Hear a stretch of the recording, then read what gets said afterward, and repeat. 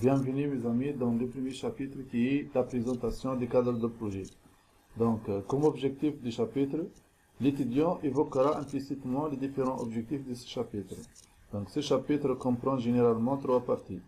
La présentation de la société, aussi dérouler le stage, une étude de l'existant, c'est les modalités de travail actuelles, la critique de l'existant et les solutions envisagées par l'étudiant. Donc, on va commencer par énoncer le plan de ce premier chapitre. On commence par l'introduction. Ici, on va insérer le texte d'introduction du chapitre et l'objectif à atteindre. Donc, l'introduction va servir comme une transition avec le reste du document. Donc, comme petit 2, c'est la présentation de la société d'accueil. Dans cette partie, cette partie comprend une brève description de la société d'accueil, comme son secteur d'activité.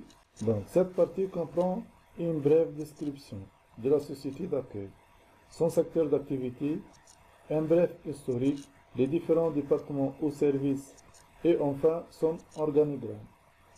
Il faudrait surtout insister sur les services ou départements auxquels l'étudiant a passé son stage et s'accentuer en outre sur les outils informatiques utilisés.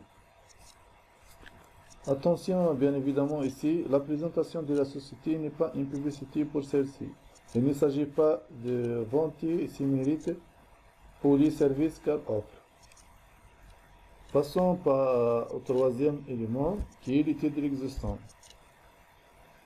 C'est l'élément le plus important. Donc, l'étude de l'existant est composée de trois éléments. Le premier, c'est de décrire l'existant.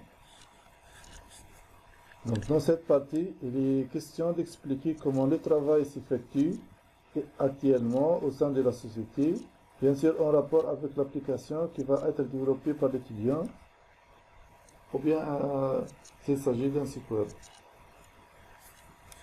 Par la suite, on doit critiquer l'existant. Donc, cette partie permet d'évoquer les insuffisances de la solution actuelle. En fait, les points faibles de la solution actuelle doivent figurer dans la section suivante et aussi dans l'application qui sera développée par l'étudiant. Donc, pour la dernière section, on va parler de la solution proposée. Deux cas se présentent. Soit il y a une application existante qui présente certaines lacunes, et donc la proposition consiste à apporter des améliorations, soit tout est géré manuellement, et il faudrait donc informatiser le processus de travail actuel. Dans les deux situations, il faudrait en quelques lignes présenter là où les propositions possibles, en indiquant ses avantages et ses inconvénients, et justifier le choix de la solution adoptée, bien évidemment. Donc l'étudiant insistera ici sur l'originalité de son sujet par rapport aux travaux existants. Donc quelle est sa valeur ajoutée, bien évidemment. Remarque, il est possible que l'étude de l'existant fasse l'objet d'un chapitre indépendant si l'étudiant n'a pas fait un stage au sein d'une société. Par la suite, on va parler du choix du modèle de développement.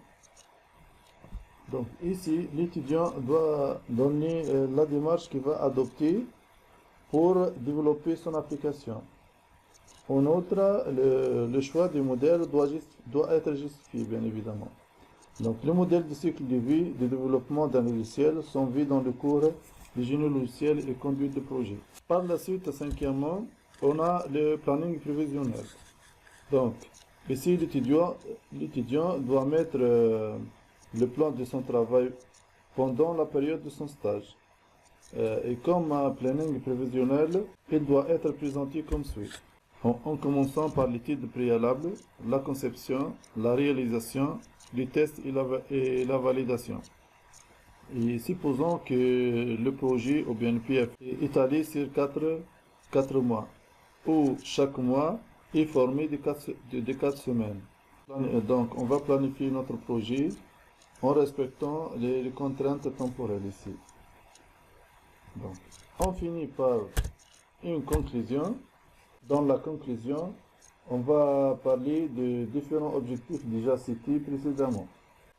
Bien évidemment, chaque chapitre doit comporter une brève introduction et conclusion, et la mention des termes introduction et conclusion n'est pas indispensable. Et donc, pour bien clarifier ces chapitres, je prends la présentation du cadre de projet d'un PFE sur Internet, je l'ai trouvé, intitulé Archivage de données dans une agence de voyage. Donc, on ouvre le document. Comme vous voyez, il est formé de 5 éléments. L'introduction, la présentation de l'agence qui s'appelle le Colombe Express. Par la suite, troisièmement, on a le titre existant. Et par la suite, on a le choix du modèle de développement et planning prévisionnel, les conclusions. Donc on va parler de la conclusion et l'introduction car ils sont clairs. Pour le deuxième élément concernant la présentation de l'agence, ici il a parlé par exemple de sa création, sa statut, sa mission, de ses objectifs, activités, finances, sa structure organisationnelle. On peut utiliser ici par exemple l'organigramme pour bien expliquer. Ce qui est important, c'est la troisième partie qui est l'étude de l'existant. Donc, dans cette partie, comme première section, on a la description de l'existant. Si on lit par exemple, donc la description de l'existant, elle a concentré sur différents éléments. Elle a analysé la partie document, la partie ressources humaines, la ressource matérielle et les ressources techniques et technologiques. Donc, pas à pas, concernant les documents, elle a dit que cette société dispose d'un registre de voyage dans lequel on enregistre les informations nécessaires sur un passager. Aussi, d'un bordereau d'expédition de colis et de biens utilisés lors d'un d'un passager ou un individu veut transférer un colis d'un lien à un autre. D'un bordereau dans lequel on fait le billet de voyage. D'un registre pour les employés où sont enregistrés les présences et absences de tous les employés de l'agence. Concernant les ressources humaines, il a remarqué que cette société formée par un chef d'agence, elle est composée aussi de 4 guichetiers et facteurs, 8 chauffeurs de bus et 6 chauffeurs de voiture, 2 manutentionnaires et 2 contrôleurs, tous diplômés d'études secondaires et universitaires. Concernant l'analyse des ressources matérielles, il a résumé, disons, les ressources matérielles dans un tableau. La première colonne va contenir les différents équipements et dans la deuxième colonne, on va mentionner le nombre de ces équipements.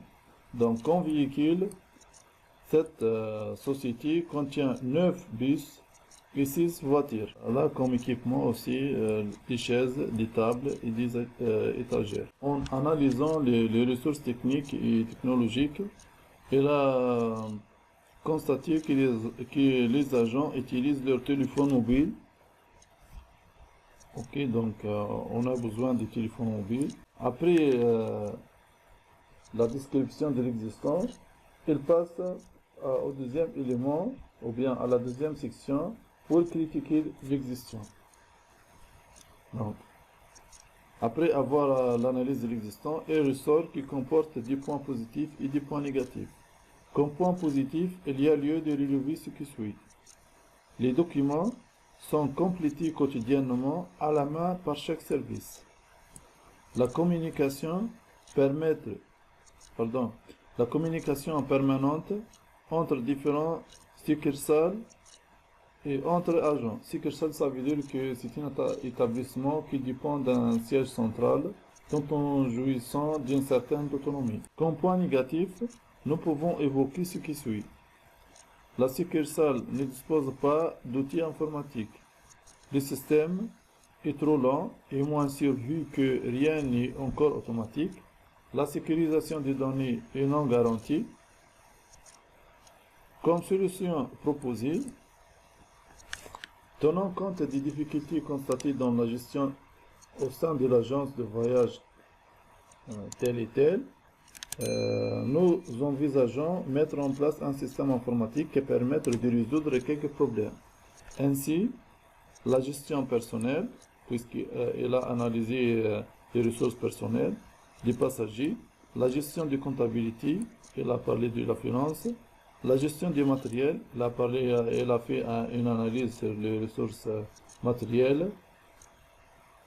Pour cette étude, nous nous sommes focalisés sur la gestion des passagers et une partie du personnel afin de résoudre le problème d'archivage des données. Donc, concernant le quatrième élément, je vous conseille de chercher sur Internet. Vous allez trouver plusieurs modèles. Généralement, la plupart utilisent le modèle processus unifié ou bien une des méthodes agiles telles que Scrum ou bien XP. On a aussi le modèle en V, le spirale, W, Muriz. La figure suivante explique une itération dans un processus unifié. Donc, on va commencer par une planification. Par la suite, on va recueillir les besoins. Par la suite, l'analyse et la partie design. On implémente le code. Soit on le met sur un serveur, c'est-à-dire on le déploie, soit on fait un test et on fait une évaluation. Si c'est bon, donc on passe aux deuxième itération. Sinon, on rectifie les problèmes. Et concernant le planning prévisionnel, vous avez ce tableau, vous pouvez le remplir. Et on finit bien sûr par une conclusion. Ça, c'est tout ce qui concerne le premier chapitre qui est la présentation du cadre de projet. Le chapitre suivant, c'est le chapitre 2 qui est la spécification des besoins. Donc, merci pour votre attention. N'hésitez pas à me contacter par message privé ou bien de laisser des commentaires si vous n'avez pas compris quelque chose. Merci d'abonner et de faire des j'aime et des partages.